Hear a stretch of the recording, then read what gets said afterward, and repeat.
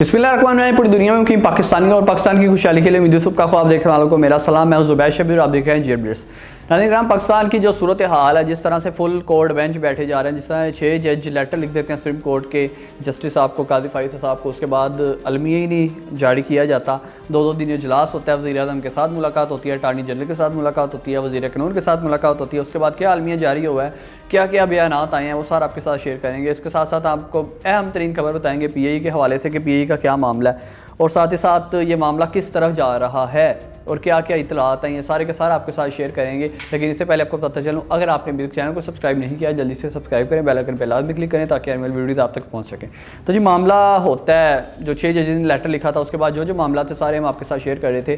परसों भी समाअत हुई थी, 17 जजेस जिसमें मुश्तमिल थे और गालबन 1 घंटे से ज़्यादा समाअत हुई थी। समाअत नहीं हुई थी, सॉरी, इजलास हुआ था। इजलास में क्या क्या आलमिया ज़ाहिर होता है वो सामने नहीं आया था, लेकिन अभी बहुत सी चीज़ें ज़ाहिर हुई हैं, सामने आई हैं। कल भी जब इजलास हुआ है फुल कोर्ट वज़ीर आज़म से मुलाकात के बाद चीफ जस्टिस साहब का उन 6 जजों के साथ और बाकी जजों के साथ, सुप्रीम कोर्ट के बाकी जज भी उसमें शामिल थे। उनमें फ़ैसला क्या किया जाता है, चीफ जस्टिस साहब का बयान आता है कि एग्जेक्टिव की मुदाखलत हरगिज़ बर्दाश्त नहीं करेंगे। भाई मुदाखलत तो हो गई है, मुदाखलत तो उन्होंने कर दिया है, जो उन्होंने करना था वो तो कर दिया है। उसके बाद आप फिर भी अभी भी कह रहे हैं कि मुदाखलत बर्दाश्त नहीं होगी। जो समझा जा रहा था कि इनकी तरफ से ये स्टांस लिया जाएगा, अदलिया के हवाले से स्टांस लिया जाएगा, अदलिया के हक़ में स्टांस लिया जाएगा, अनलकीली वो नहीं लिया गया। मज़ीद मामला क्या है, वसीम मलिक साहब जो सीनियर तरीन सहाफ़ी हैं और कोर्ट रिपोर्टर हैं और इसको बड़े जो है गहराई के साथ जानते हैं और धड़ल्लेदार जो भी उनकी खबर आती है धड़ल्लेदार होती है और पूरी ऑथेंटिक तरीन खबर होती है उनकी। वो कहते हैं कि रोका जा रहा था, अब तक इस मामले को रोका जा रहा था कि जो 6 जजेस लेटर लिख रहे हैं वो लेटर ना लिखा जाए, वो ख़त ना लिखा जाए, किसी तरह से ये मामला दब जाए, किसी तरह से इस मामले को दबा दिया जाए, यह मामला बाहर ना आए। लेकिन अभी मामला बाहर आ चुका है। और साथ ही साथ उन्होंने कल का जो फुल कोर्ट इजलास हुआ था उस वाले से कहते हैं कि फुल कोर्ट इजलास में एक जज साहब ने कहा है, जिन 6 जजेस ने लेटर लिखा है, इस्लामाबाद के जो 6 जजेस हैं जिन्होंने लेटर लिखा है, उनके हवाले से वो कहता है, एक जज उधर बैठा कि दे आर हीरोज़, जिस पर supreme court of Pakistan chief justice Qazi Faez साहब कहते हैं कि दे आर नॉट हीरोज़, खुदा का वास्ता है बस कर दे। क्यों वो हीरो नहीं है? वो इसलिए हीरो नहीं है कि वो खुलेआम बाहर आ गए हैं, उन्हें लेटर जो है बाहर निकाल दिया है। ये मामला आता है। अब देखा जाए तो जो वज़ीर आज़म के साथ मामला हुआ है, वज़ीर आज़म को उन्होंने बुलवाया है और उन्होंने कहा है कि भाई एग्जेक्टिव की मुदाखलत बर्दाश्त नहीं होगी। बड़ी गोलतर बात है, बात को गौर फरमाइएगा। इमरान खान के खिलाफ केसेस करने के लिए जजेस पे दबाव बनाया जाता है, जो उनका इल्ज़ाम है जजेस का। इसका फ़ायदा किसे होना है? PDM को। इसका फ़ायदा किसे होना है? मुस्लिम लीग नवाज़ को। इसका फ़ायदा किसे होना है? शहबाज शरीफ को। फ़ायदा किसे हुआ है? शहबाज शरीफ को फ़ायदा हुआ है, वज़ीर आज़म पाकिस्तान को फ़ायदा हुआ है। और उन्हें चीफ जस्टिस साहब बुलाते हैं, उनके साथ मीटिंग करते हैं, उन्हें कहते हैं कि भाई एग्जेक्टिव की मुदाखलत बर्दाश्त नहीं होगी, इस मामले को आप देखें।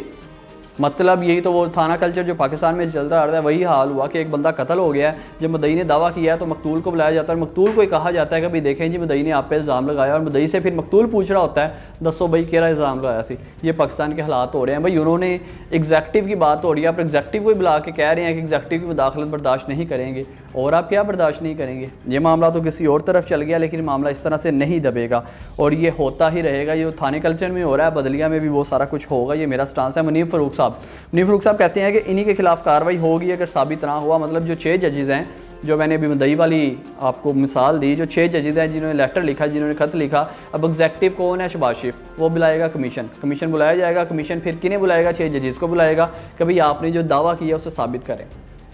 साबित करना उनका काम है, साबित करना तो आपका काम है।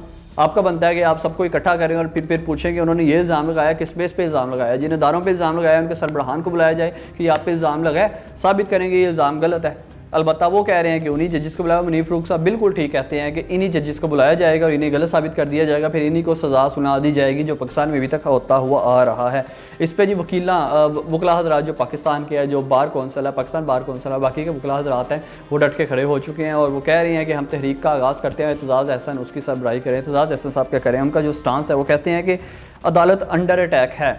उनका मैं छोटा सा जो है ना बता रहा हूँ खुलासतन, वो कहते हैं कि अदलिया अंडर अटैक है, सब खड़े हैं। जस्टिस साहब आप खड़े तो हों, पूरे की पूरी अदलिया, पूरे के पूरे वकला हज़रात जितने भी वकील हैं आपके साथ फ़ौज की तरह डट के खड़े होंगे और जहाँ जहाँ आप कहेंगे हम आपके साथ चलेंगे, चलने के लिए तैयार हैं। लेकिन कोई जस्टिस सामने आए और कोई स्टांस लें। मज़ीद वो क्या कहते हैं? मज़ीद वो कहते हैं कि 13 जजेस का बेंच बनाया जाए, मतलब 13 सीनियर तरीन जजेस का बेंच बनाया जाए। उसके बाद जिस अदारे पर ख़त के मुताबिक इल्ज़ाम लगा है उसके सरबराह को बुलाया जाए, ख़त सामने रखा है, उसे बुला के पूछा जाए कि भाई ये आप पे इल्ज़ाम लगा है, इसे साबित करें ये सच्चा है कि झूठा है। ये इत्तेज़ाज़ हसन साहब ने कहा है, जो सीनियर तरीन वकील है पाकिस्तान के। अब देखते हैं मामला किस तरह जाता है। अलबत्ता जो कमीशन बनाया गया है, बल्कि जो एग्जेक्टिव ने वज़ीर-ए-आज़म पाकिस्तान शहबाज शरीफ साहब ने कमीशन बनाना है, इंक्वायरी कमीशन बनाना है, उस तरह के कमीशन आज तक पाकिस्तान में बहुत बने हैं। ये समझ लें कि लॉलीपॉप देने वाला हिसाब होता है। कौन कौन से कमीशन बने हैं? मॉडल टाउन सानिया में कमीशन बना था, कोई फैसला आया? अभी तक नहीं, अभी तक फैसला उसी तरह लटका हुआ है। उसके बाद कमीशन किसका बनाया गया था? फैज़ाबाद धरने वाला कमीशन बनाया गया था, 9 मई वाला कमीशन बनाया गया था, लेकिन अभी तक उनके भी कोई फैसले नहीं आए। अभी इसका भी इंक्वायरी कमीशन बन जाएगा और इस तरह से फैसला दब जाएगा। कोई महीनों बाद कोई एक आधी खबर बाहर आएगी, उसके बाद फिर फैसला दब जाएगा, फिर खबर बाहर आएगी, फिर फैसला दब जाएगा। अलबत्ता मेरा ये स्टांस है, मेरा ये मानना है कि चीफ जस्टिस काजी फाइज़ साहब के इस फैसले के बाद अदलिया उनके खिलाफ हो सकता है खड़ी हो जाए, क्योंकि बार कौंसल इसमें बहुत ज़्यादा सीरियस है। अदलिया पे काम आया, अगर अदलिया को इंसाफ नहीं मिलेगा, पाकिस्तानी अवाम को इंसाफ क्या मिलेगा, बाकी इदारों को इंसाफ क्या मिलेगा। अब जाते हैं जी PIA की तरफ। उनकी निजकारी की बहुत सी खबरें आ रही थी, IMF का मादा भी था और हुकूमत की तरफ से कोशिश भी की जा रही थी कि निजकारी कर दी जाए। अब मामला सामने आया कि हुकूमत ने पाकिस्तान इंटरनेशनल एयरलाइन की निजकारी के लिए इकदाम तेज़ कर दिए हैं, कि जो इकदाम थे उन्होंने तेज़ कर दिए हैं। जल्द नीलामी के लिए इश्तिहारात बैनुल-अक़वामी मार्केटों में नस्ब कर दिए जाएंगे, मतलब इश्तिहारात फैला दिए जाएंगे जो पाकिस्तान से बाहर की इंटरनेशनल मार्केटें हैं, कि भाई अब नीलामी हो रही है PIA की, आएँ और इसे ख़रीदें। तुर्की, Malaysia, Qatar, UAE, Germany, France और नीदरलैंड जैसे इन्वेस्टर्स ने PIA को खरीदने में दिलचस्पी भी जाहिर कर दी है। PIA बिकेगा, उसके बाद हो सकता है रेलवे भी बेच दें, उसके बाद पता नहीं किस किस को बेचेंगे। भाई ये मुल्क के हालात हैं, मुल्की हालात ख़राबी की तरफ जाते हैं, मैशत हमारी ख़राबी की तरफ जाती है, उसे बेहतर करने के लिए क्या करते हैं जी, अपने इदारे बेचना शुरू कर देते हैं। अलबत्ता PIA के जो मुलाजमीन हैं उन्होंने भी फैसला किया है कि हम इसके खिलाफ भरपूर एहतजाज करेंगे, भरपूर एहतजाज की कॉल लेंगे, लेकिन जब रियासत के सामने आप एहतजाज की कॉल लेंगे तो आप क्या कर लेंगे, क्या उखाड़ लेंगे?